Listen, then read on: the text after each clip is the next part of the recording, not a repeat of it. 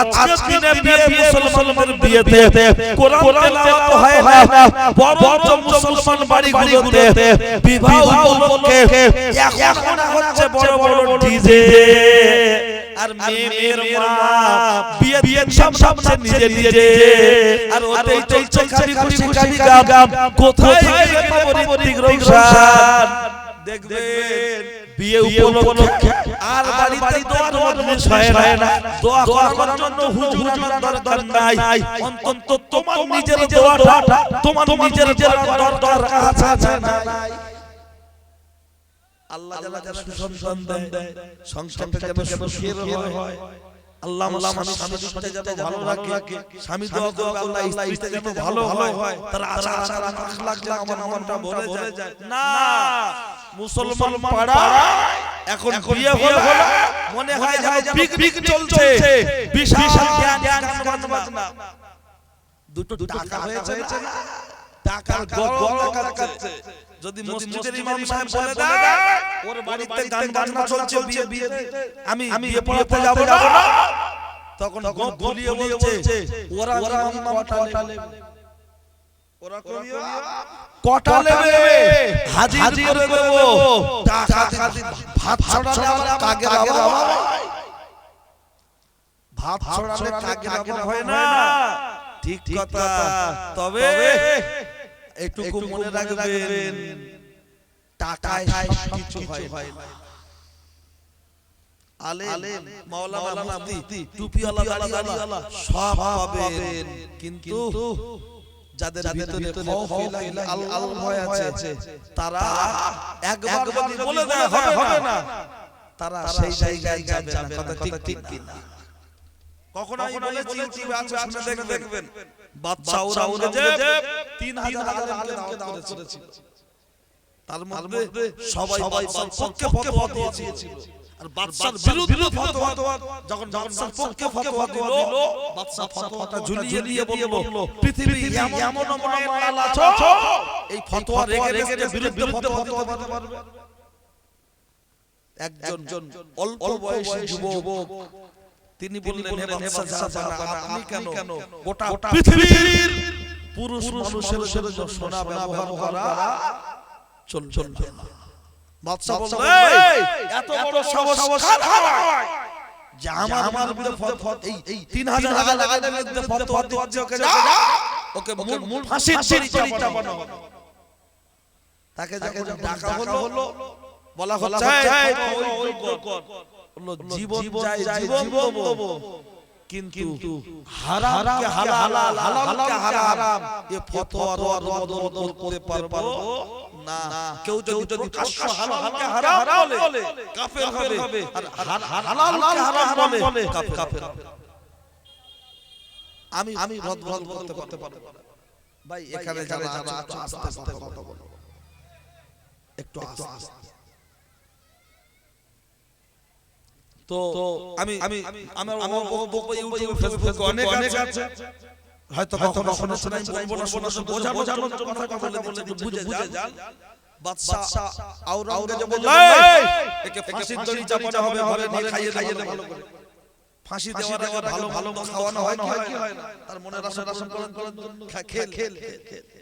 তা যে খাবার নিয়ে গেছে শেষে বাদশা ফাঁসি দেবে তো মাঝে মাঝে কাঁদে, ও তো পাগল, ওকে ফাঁসি দিয়ে তখন যাই ঠিক সময় পৌঁছে যাবে।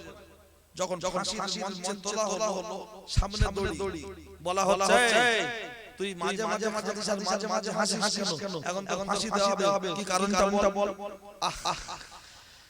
শুনলে গায়ে শিউরে ওঠে।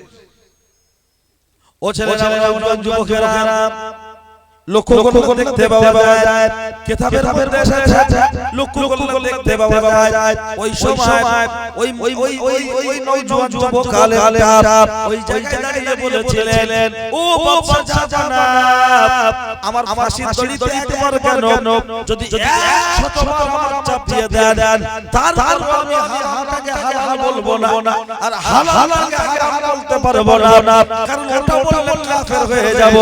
লক্ষ্য করে দেখতে দেখতে পাওয়া যায়। তবে আমি কিসের জন্য মাঝে মাঝে কাঁদি, কিসের জন্য মাঝে মাঝে কাঁদছি, এটা যখন আপনি শুনতে চেয়েছেন একটু শুনে দেখে দেন।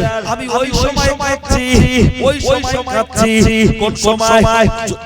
আমার চিন্তা করছি 3000 আলেম ওরা হাদিস পড়েছে, কোরআন পড়েছে, ওরা হাদিস সব পড়ার পরে জাহান্নামের আযাবের বর্ণনা পড়েছে এবং হালাল মশলা জানে, তারপরেও নিজেদের টাকার উপরে ভিত্তি করে বাচ্চাদেরকে ফতোয়া দিয়ে দিয়েছে।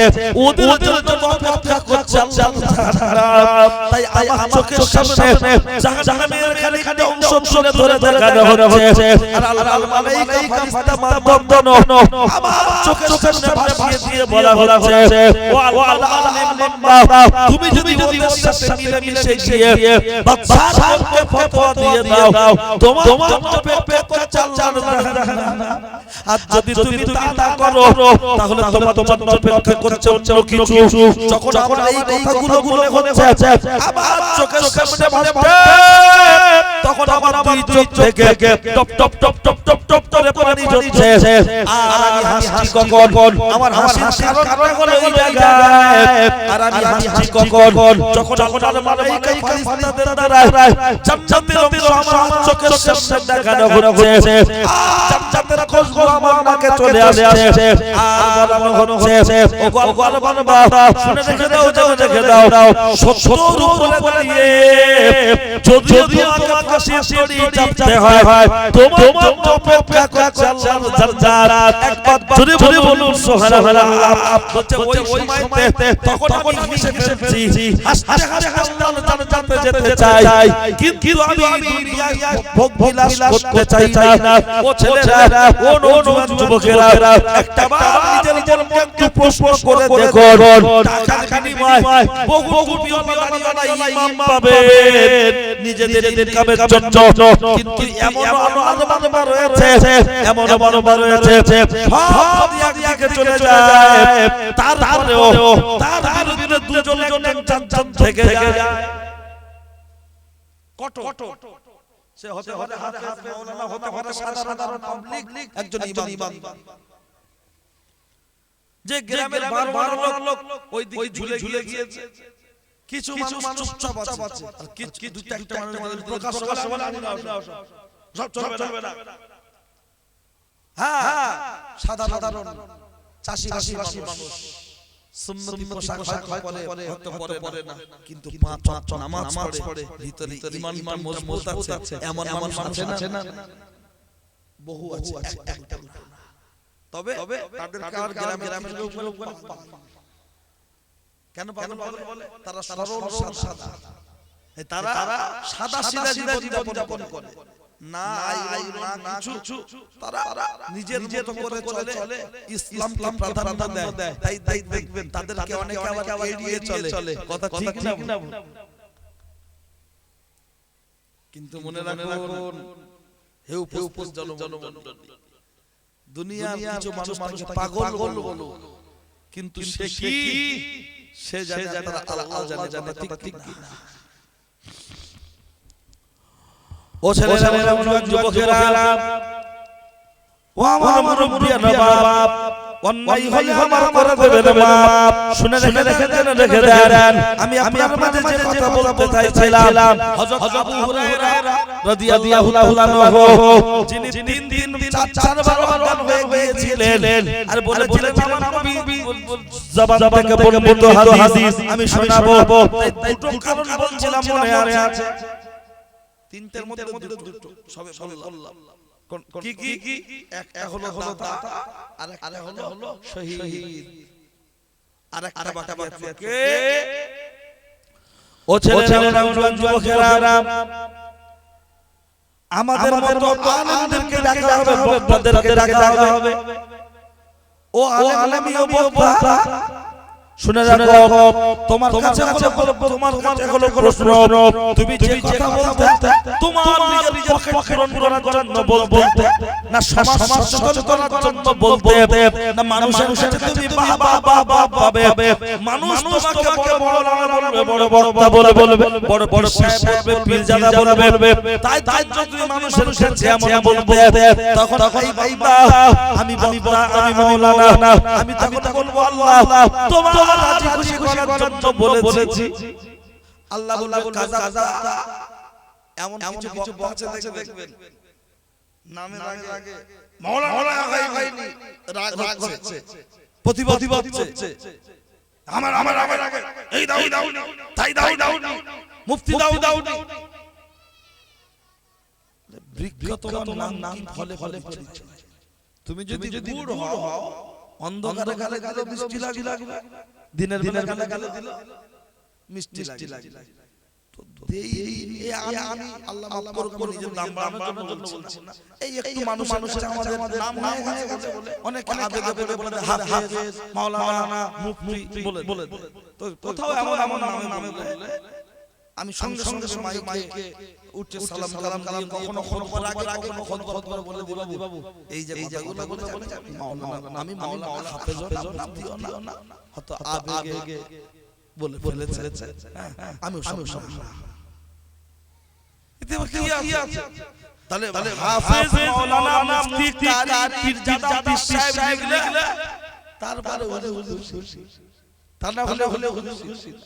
অথচ সেখানে কি বলা হলো, লক্ষ্য করলে দেখতে পাওয়া যায় ও ছেলেরা, ও নওজোয়ান যুবকেরা আবু হুরায়রা বলছেন দয়ার নবী আপনার পাক সাবানে ইরশাদ করেছেন, পাক সাবানে বর্ণনা করেছেন, দয়ার নবী বলেছেন তিন শ্রেণীর মধ্যে এক শ্রেণী হলো আলেমকে ডেকে বলা হবে তুমি যা কিছু করেছো এটা তোমার নিজের বড়ত্বের জন্য না, এটাকে ভালোবেসে ইসলামের কল্যাণের জন্য করেছো, খুলুসিয়াত দিলেতে তখন আমরা বক্তার নামিও চুষেছি, আমরা তখন বলবো আল্লাহ তোমাকে রাজি খুশি করার জন্য বলেছি।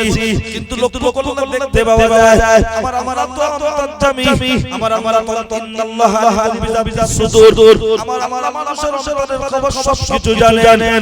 লক্ষ্য করলে দেখতে পাওয়া যায় আজকের দিনে দাঁড়িয়ে ও ছেলেরা, ও নওজোয়ান যুবকেরা তখন আমরা বলবেন কাযাব, মিথ্যাবাদী দিয়ে দাও। লক্ষ্য করলে দেখতে পাওয়া যায় ও ছেলেরা, ও নওজোয়ান যুবকেরা আজকের দিনে দাঁড়িয়ে আমি আলেমের চরিত্রের কথা বলছি, একটা আলেমের চরিত্রের কথা বলবো, বলবেন এই এখন না আমি আগে আলেমের চরিত্রের কথা বলবো। ব্যক্তিটার নাম হলো হযরত শিবলি রাহমাতুল্লাহ আলাইহি। একটা মানুষ ওনাকে দাওয়াত করতে গিয়েছেন, হুজুর বললেন বাবা আমি দাওয়াত নেব না, খুব যখন জোর করা হচ্ছে তখন আমি দাওয়াত নিতে পারি, আমার শর্ত হলো তিনটা বলল হুজুর ফেলুন, বলছে আমার যেখানে ইচ্ছা হবে আমি সেখানে বসবো। তা বলল হুজুর আলহামদুলিল্লাহ ভালো কথা, বললো যেখানে ইচ্ছা হবে সেখানে বসবো, যেটা ইচ্ছা হবে সেটা খাবো, আর খাওয়ার পরে একটা জিনিস চাইবো ওটা তোমাকে দিতে হবে, আবার ফিরিয়ে দাও। তা বললো হুজুর ঠিক আছে। ও ছেলেরা, যুবকেরা, এই হযরত শিবলি রাহমাতুল্লাহ আলাইহি যেমন দাওয়াত করেছে, আরো কয়েকজন আলেম দাওয়াত করেছে, আলেমরা অপেক্ষা করছে হযরত শিবলি রাহমাতুল্লাহ আলাইহি কখন আসবে, হযরত শিবলি রাহমাতুল্লাহ আলাইহি কখন আসবে, অপেক্ষা করতে রাস্তার দিকে তাকিয়ে বসে রয়েছে, হযরত শিবলি রাহমাতুল্লাহ আলাইহি কখন আসবে। লক্ষ্য করলে দেখতে পাওয়া যায় যখন হযরত শিবলি রাহমাতুল্লাহ আলাইহি ঢুকলেন, লক্ষ্য করলে দেখতে পাওয়া যায় সবাই তো যে জায়গায় খোলা আছে হুজুর ওই জুতোটা সরিয়ে দিয়ে জুতোর ওই জায়গায় করে হুজুর নিজে থেকে ওখানে বসে বললেন, বাড়িওয়ালা বললেন হুজুর আমার মনের ইচ্ছা এত সুন্দর করে জায়গায় করে রেখেছি, আপনি সেখানে এসে বসুন, আপনি এখানে বসছেন কেন? হুজুর বললেন তোমার সাথে আমার চুক্তি ছিল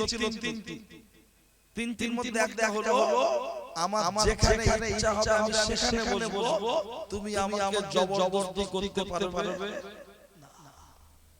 তুমি শর্ট মেরে দাওয়াত করছো। আজকে দেখবে লক্ষ্য করলে দেখতে পাওয়া যায় জলসা কমিটি জলসা দিচ্ছে আমাদেরকে দাওয়াত করে আছে এমন এমন বাড়িতে বসানো হয় ভাইয়ের হাকি দিয়ে বিয়ে বানিয়ে রেখেছে বোনের হাকি দিয়ে বিয়ে বানিয়ে রেখেছে গ্রামের একটা গরিব মানুষ রিকশাওয়ালা ঠেলা দিন মজুর খেটে খায় সে অসহায় গরিব তার বিচার করার কেউ নাই তার কাছে বিল করে রেখেছে হুজুর সেই বাড়ি বসিয়ে দিয়েছে এরকম বাড়ি আছে না তবে সব জায়গায় না হলো বেশ কিছু জায়গায় সব জায়গায় না হলো বেশ কিছু জায়গায় আছে। আর হুজুর যদি বলে যে না যাব না আমরা গরিবের বাড়িতে যাই, কারণ কচি মুরগির ঝোল দরকার, বুঝলেন, কষা গোশত দরকার, দারুণ কিংবা পরোটা দরকার। আমরা গরিব মানুষ না, আমি বক এই বাড়ি কিছু ভালো কোথায় বসলে খুশি, গদি জানো অন্তত 6 ইঞ্চি না হলে যেন 3 ইঞ্চি জেবে যায়। একবার বলে দুবার জানতে, তাহলে আমি হুজুর মাশাআল্লাহ ভাইয়ের বাড়ি ঘরটা খুব সুন্দর, আল্লাহ দিয়েছে করেছে। হ্যাঁ, কিন্তু ওরে 3 ভাইয়ের ফাঁকি দিয়ে সমালে এক দুটো বুনির ফাঁকি দিয়ে এক আমি নাই বুঝতে পারি না, কারণ আমাদের মধ্যে বাতিনি শিক্ষা তেমন নেই। আমরা যাই শিক্ষায় মাওলানা মুফতি, কিন্তু যাদের কল জিন্দা, যারা মরা কথা করেন, যারা আল্লাহর ধানে মজবুল, তারা বুঝতে পেরে এড়িয়ে চলেন। কথা ঠিক কি না? উঠতে গিয়ে বেরিয়ে আসেন, যেতে গিয়ে বেরিয়ে আসেন, যান না চলে আসেন, খাবার দিলেও খান না। দুটো হুজুরির আওয়াজ বিরাট বড়, দেখেন আরেকটু আগে বলতে পারবেন। 3টা শর্ট মনে আছে, একটা যেখানে সেখানে বসবো। আজকে এই যে কিছু মেয়েরা আছে শুধু স্বামী বলে ঘর করো না, এই করো না, তাই করো না, ঘর করে। আরে স্বামীর ইনকামটা তো দেখতে হবে। স্বামী চুরি করে আনুক, স্বামী নিজে লোকের হক মেরে নিয়ে আসুক, ও সোনা গয়না অনেক বলে বিরাট খুশি যে আমার স্বামী করে দিচ্ছে। শুধু বক দিলে হবে না, এও আছে সবাই রচসে কম আমার বেশ যোগ ধরে, ও গরুর খাচ্ছে কি ছাগলের খাচ্ছে দেখেন না, সরে খাচ্ছে, ও যা তারই চুষে দেয়। ও ছেলেরা যুবকেরা, ও আমার মুরব্বিরা বাপ, অন্যায় হলে আমার করে দেবেন বাপ। লক্ষ্য করলে দেখতে পাওয়া যায় আমি আপনার মাঝে যে কথা বলছিলাম, সেই কথাটাকে একটু খেয়াল করুন। ও ছেলেরা, ও নওজোয়ান যুবকেরা, ওই আপনার হযরত শিবলি রাহমাতুল্লাহ আলাইহি খেতে দেয়া হয়েছে। সামনে বাড়িওয়ালা যা আইটেম করে বাড়িওয়ালা সামনে যখন দিয়েছে, ওই সময় হুজুর আপনার খাবারের দিকে একবার তাকিয়ে পকেটে হাত ঢুকিয়ে দিলেন, পকেট থেকে 2টা রুটি বার করলেন। 2টা রুটির মধ্যে একটি রুটি মাঝখান থেকে ভাঁজ করে ছিঁড়ে নিলেন, নিয়ে শুকনো রুটিটা চিবিয়ে খাচ্ছে। বাড়িওয়ালা এসে বলছে, হুজুর বিয়াদব করবেন, আমি কি অপরাধ করেছি? আপনি আমার বাড়ির কিছু খাচ্ছেন না কেন? হুজুর বলেছিলেন, বাবা তোমার সামনে আমার ছিল, আমি যেটা ইচ্ছা খাবো, তুমি আমাকে জোর করতে পারবে না। এখন তুমি কিসের জন্য জোর করছো? লক্ষ্য করলে দেখতে পাওয়া যায় ও ছেলেরা, ও নওজোয়ান যুবকেরা, ও আমার মুরব্বিয়ান বাপ, একটু কানটা খাড়া করে শুনে রেখে দেন। অথচ লক্ষ্য করলে দেখতে পাওয়া যায় এই যে আল্লাহ আলিম বান্দা শুকনো ছিলে খাচ্ছে, বাড়িওয়ালা হয়ে তাকিয়ে রয়েছে। আমরা এমন অনেক কমিটির কাছ থেকে শুনি, মন খারাপ কেন?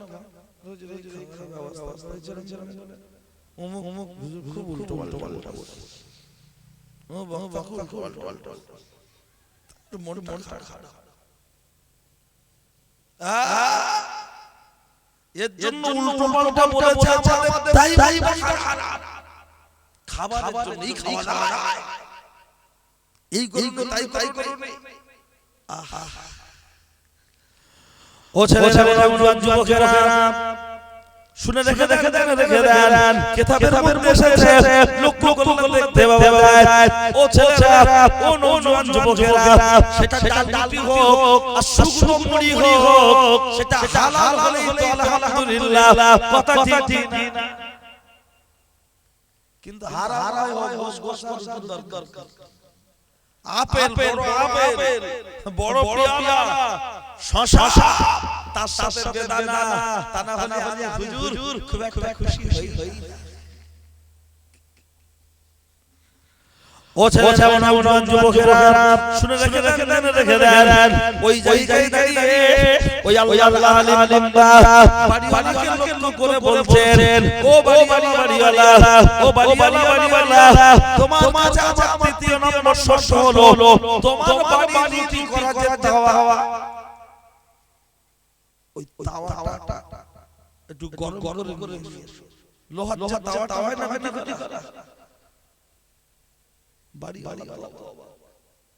হুজুর আসছেন নারে তাকবীর ভাই আমার বয়স ওনার ওয়াজের বয়স তাই আমি ওনার সন্তান তুল্য যদিও হুজুর এসেছেন আমরা যারা ছোট থেকে আওয়াজ শুনছি আপনাদের কাছে নতুন করে পরিচয় দেওয়ার কিছু নেই জনাব আলহাজ মাওলানা শাহ আলম সাহেব বিরামনগর বসিরহাট এই নামে আরো কিছু বক্তা এখন বেরিয়েছে তবে জেরক্স আর অরিজিনাল দুটো তফাৎ আছে না তা তফাৎ থাকবে আমরা জানি হুজুর মাঝখানে খুবই অসুস্থ হয়েছিলেন আলহামদুলিল্লাহ আল্লাহ তাআলাকে আগে অনেক সুস্থ রেখেছেন তিনি আবার কোরআনের মজলিসে অজনসিয়াত আগের করতে পারছেন তবে বিশেষ দেখে চলতে হয় তাকে